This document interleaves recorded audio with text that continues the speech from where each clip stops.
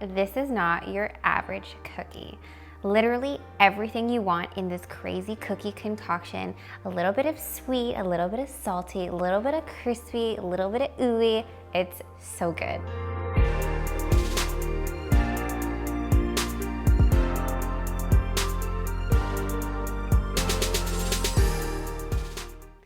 First things first, we're gonna start with our cookie base. So think of like a chocolate chip cookie without the chocolate chips. Some people, actually one person, my fiance actually just likes the cookie base, like no mix-ins. I would say that maybe that's basic or boring, but all you're gonna need for this part is your bowl and a spatula.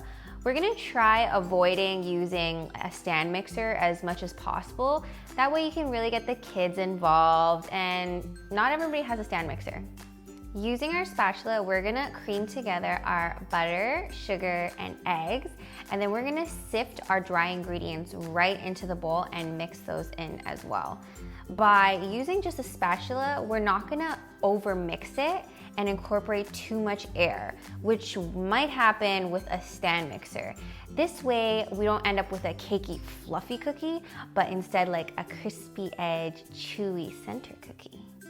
1 cup of butter, 3 1/4 cups of white sugar, 1/3 cup light brown sugar, 1/3 cup medium brown sugar, and cream it up. If you only have one kind of brown sugar, just use whatever you have, not a big deal at all.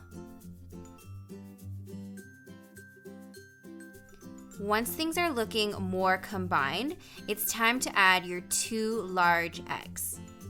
You're gonna wanna do this one at a time. Make sure you're scraping the sides and the bottom of the bowl. That way everything is really incorporated.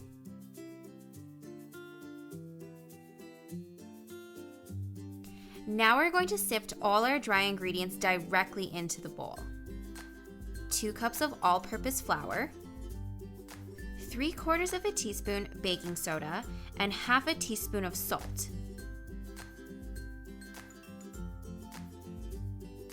Start really gentle and fold in your flour, that way you don't have it all over the table, and then you can just pass it off to the kids. My arm is feeling a little bit tired, but now we have our cookie dough base all mixed together and we are ready for all the yummy mix-ins. My general rule of thumb here is you're gonna have about a cup, like a generous cup, maybe like a cup and a quarter of whatever you wanna add in. So if it is just chocolate chips, you're gonna have an awesome chocolate chip cookie. Definitely won't disappoint.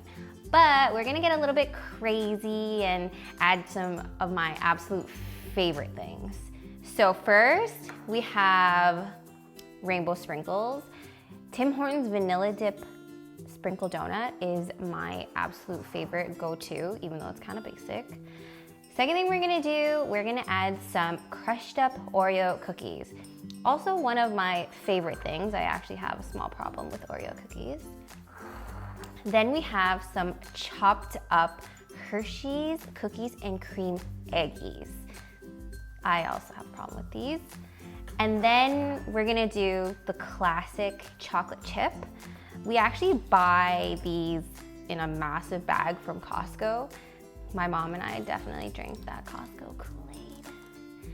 And to offset all the sweet yummies, we have a little bit of crunch and a little bit of salt with some chopped up pretzels.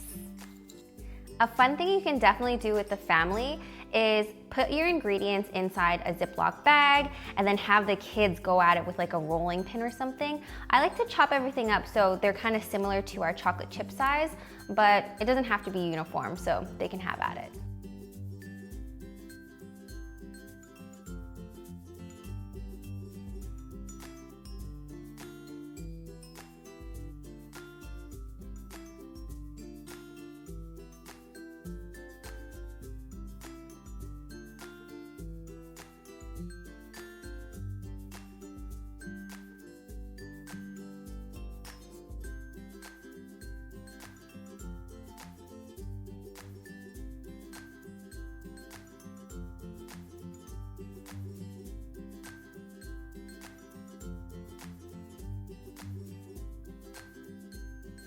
Now that we have all our yummy mix-ins fully incorporated into our dough, we're gonna be portioning them and then setting them on our cooling tray to set in the fridge for a little.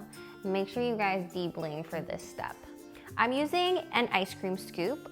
Essentially, you want about 2 tablespoons of cookie dough, a generous portion using our ice cream scoop. Set it in your hand. You're just gonna roll it around gently so you have a little ball. I have this sheet lined with a little bit of plastic, making for easy cleanup. Basically, you wanna do this because we don't want our cookies to completely pancake in the oven when we bake them. So by putting them in the fridge, they're gonna set up a little bit. The butter is gonna become a little bit more firm in your cookie, and that way you're gonna end up with a more structured cookie. So you guys know about the eggies I was talking about? Funny story.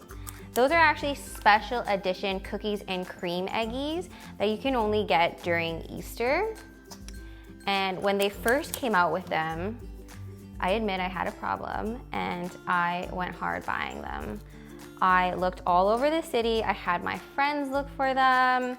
You can find them in pretty much every drugstore now, a lot of grocery stores. But basically at this time, they were hard to find. So I had people scouring the city for them and messaging me. Anyways, they went on sale as when, Easter ends, all things Easter go on sale. And I told my mom that there were these special edition cookies, so I decided to go stock up on them. So I got something like 12 of those bags. And I was so excited. I came home to my mother who had bought something like 20 bags, okay? I kid you not, I had maybe 30, 35 bags of these eggies, these cookies and cream eggies. I have no idea where they are now. I mean, I may have eaten them, I may have given them away, but it was definitely part of the inspiration for these crazy cookie concoctions. Hence why you can really kind of mix anything you want into these cookies. So 1.25 cups of whatever, and you're gonna have the best cookie and probably get rid of a lot of, things in your pantry that you're either tired of snacking on or want to get rid of. Anyways, I'm gonna do the rest of these. They're gonna sit in the fridge for maybe an hour until they're nice and firm. You can also put a bunch of these in the freezer. Once they've frozen, you can take them apart and just throw them in a bag and then use them for up to 6 months after.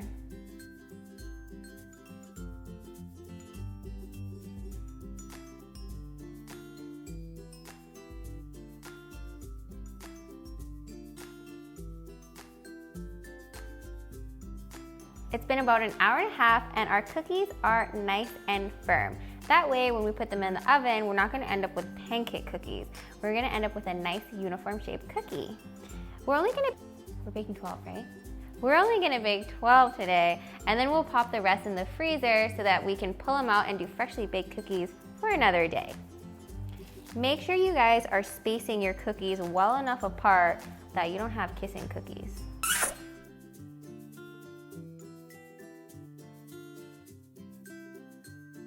We're gonna throw these in the oven at 340 degrees for 11 to 13 minutes. You're gonna wanna see a crispy edge, but still a kind of soft center.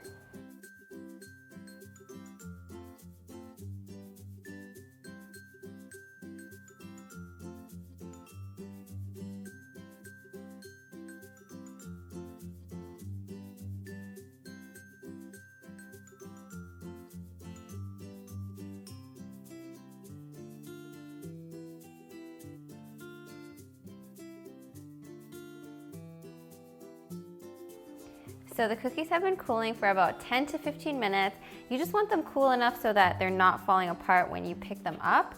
And I think this is the perfect time to try one of these beauties. This is a good one. There's a big chunk of chocolate.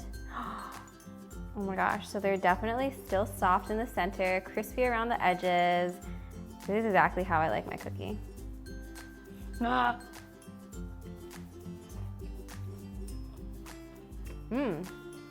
Chewy, a little bit crunchy, crispy.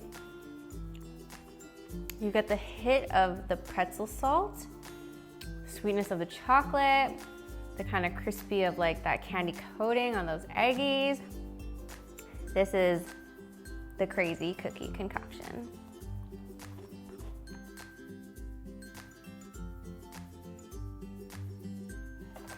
Babes, I want to do beauty shots and close-ups.